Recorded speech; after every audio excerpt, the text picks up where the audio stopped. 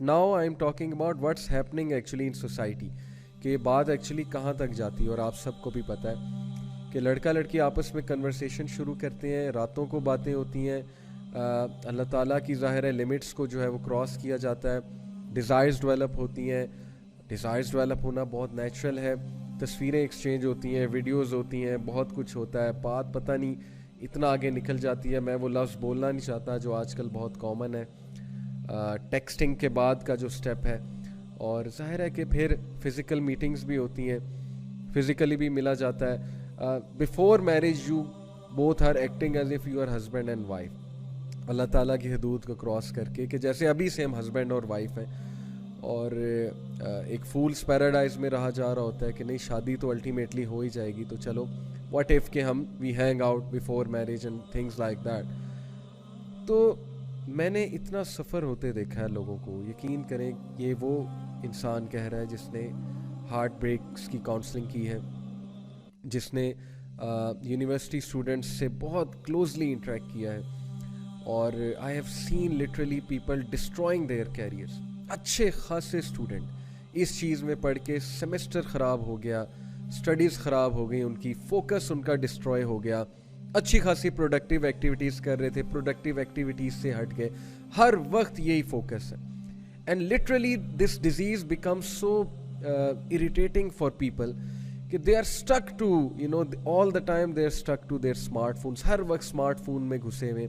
It is like کہ smartphone ان کی زنجیر ہے, وہ چینز ہیں, ہر وقت اسمارٹ فون کے ساتھ اٹیچ, ہر وقت لیپ ٹاپ کے ساتھ اٹیچ, ہر وقت اس انسان کے ساتھ اٹیچ.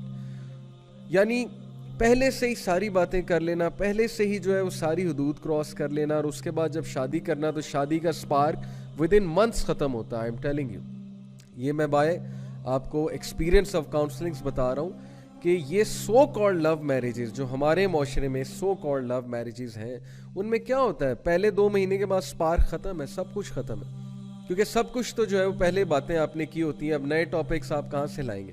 امیجن کہ آپ کسی سے انسان سے شادی کرتے ہیں اپنے آپ کو پاک صاف رکھ کے, اور آپ اس سے جب بات چیت کرتے ہیں تو پہلی بار بات چیت کرتے ہیں شادی ہونے سے پہلے, تو امیجن کتنے ٹاپکس ہوں گے اور کتنی باتیں ہوں گی اور کتنے ڈائمینشنز ہوں گے اس ریلیشن شپ کے. لیکن وہ ریلیشن شپ جو پہلے سے چلا آ رہا ہے, کتنے سالوں سے پتہ نہیں چلا آ رہا ہے, تو وہاں پہ یہ چیزوں کو پھر بہت دونوں پارٹنرز کو اسٹرگل کرنا پڑے گا اس اسپارک کو لانے میں, اس پیشن کو لانے میں, اور اس برکت کو لانے میں. سیدھی سی بات ہے. سو میں نے تو ٹو بی آنیسٹ یوتھ کو بہت غلط سائڈ پہ جاتے دیکھا ہے اس چیز کو لے کر, جس چیز کو وہ محبت سمجھتے ہیں, لو سمجھتے ہیں, عشق کا نام دیتے ہیں.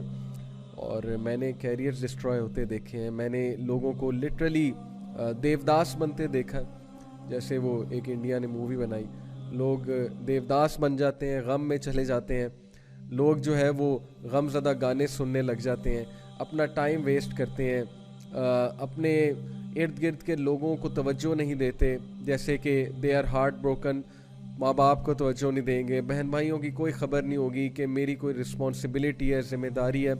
اور انفارچونیٹلی زیادہ تر لوگ جو ان چیزوں میں انوالوڈ ہوتے ہیں یونیورسٹیز میں جا کے ہوتے ہیں, and they don't even realise. بھائی آپ مڈل کلاس فیملی سے ہو, آپ یونیورسٹی میں پڑھنے گئی ہو کہ آپ وہاں پر جو ہے وہ جو ہے اپنا بوائے فرینڈ یا گرل فرینڈ ڈھونڈنے گئے ہو. سیدھی سی بات ہے, آپ پہ ذمہ داریاں ہیں, آپ مڈل کلاس فیملی سے ہیں, آپ نے پیسے کمانے ہیں, آپ نے ایک فیملی کو ٹیک کیئر کرنا ہے, آپ نے کیریئر بنانا ہے, آپ وہاں پر کیا کرنے گئے ہو. لیکن یہ باتیں ٹیچرز جب سمجھاتے ہیں تو ظاہر ہے ٹیچرز کو بیکورڈ سمجھا جاتا ہے, ٹیچرز کا مذاق اڑایا جاتا ہے, وہ کہتے ہیں انہیں کیا پتہ, انہوں نے بھی جوانی میں یہی کیا تو اب ہمیں روک رہے ہیں. اس طرح کی باتیں سننے کو ملتی ہیں. سپوز کر لیں کسی نے جوانی میں یہ کیا, اب وہ آپ کو اپنی غلطی سے سمجھا رہا ہے تو پھر اس کی بات سمجھنی چاہیے. بٹ یہ فتنہ اتنا زیادہ رونما ہو چکا ہے اسپیشلی یونیورسٹیز میں.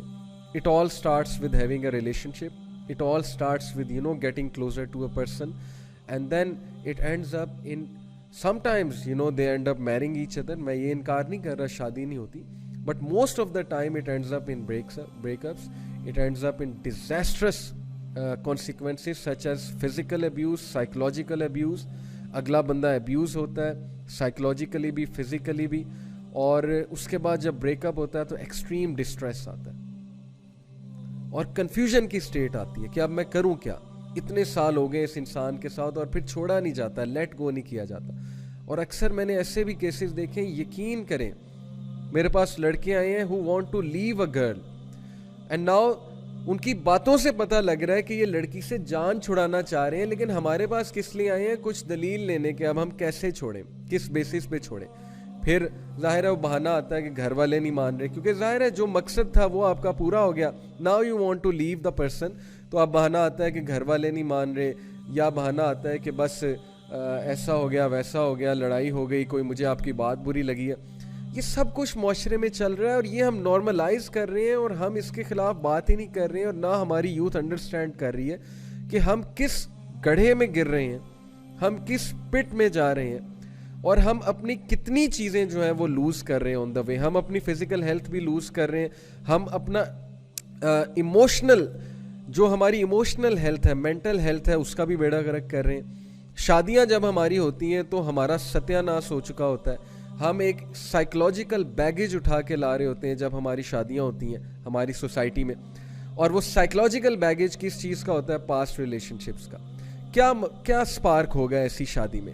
جو بندہ ایک سائیکلوجیکل بیگیج کے ساتھ شادی کر رہا ہے اس کی شادی میں کیا سپارک ہوگا؟ وہ تو پھر اپنے بیگیج کو ہی جو ہے وہ اٹھا کے پھرے گا نا, اور اس کے لیے بہت مشکل ہو جائے گا. تو بات اصل میں وہی ہے کہ اللہ تعالیٰ انسانوں پہ ظلم نہیں کرتا, انسان خود اپنے اوپر ظلم کرتا ہے, حرام کی طرف جا کے غلط چیزوں کی طرف انوالو ہو گئے. جو عقل مند لوگ ہیں جن کو پتہ ہے میرے پہ کیا رسپانسبلٹی ہے, میں نے کس طرح سے چلنا ہے, وہ لوگ ان چیزوں میں پڑتے ہی نہیں ہیں, کیئر لیسنس میں اور ہیڈ لیسنس میں. انہیں پتہ ہے کہ یہ چیز متعین ہے, اور اس کے بارے میں ابھی آپ کو حدیث سناتا ہوں. یہ میں نے ایک مدعا باندھا, ایک مدعا بنایا, میں نے ایک بیک گراؤنڈ جو ہے وہ آپ کو بتایا, کس لیے؟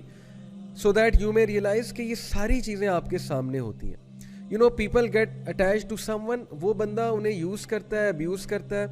کچھ جیسے ہمارے معاشرے میں اسٹوڈنٹس مجھے کہتے ہیں نا جی کہ I got attracted to this girl and she was a gold digger, I came to know later on. gold digger سے مراد ہے کہ she kept on using me to buy smart phones and to buy stuff and to take her to shopping, and at the end of the day she liked someone else. کوئی اور لڑکا آ گیا, مجھ سے کول لڑکا آ گیا, وہ اس کے ساتھ چلی گئی اور مجھے جو ہے وہ تھوڑا کرا دیا, سیدھی سی بات ہے. And vice versa, yes this happens with girls as well, اور ان کے ساتھ تو پھر بہت ہی زیادتی ہوتی ہے. So where are we going, where are we heading? یہ کیا ہم نے ٹرینڈ بنا دیا ریلیشن شپس کا, وہ بھی حرام ریلیشن شپس کا. اور یہ کیا ٹرینڈ ہے کہ بس آپ کے ساتھ ایک لڑکی ہونی چاہیے, آپ کے ساتھ ایک لڑکا ہونا چاہیے.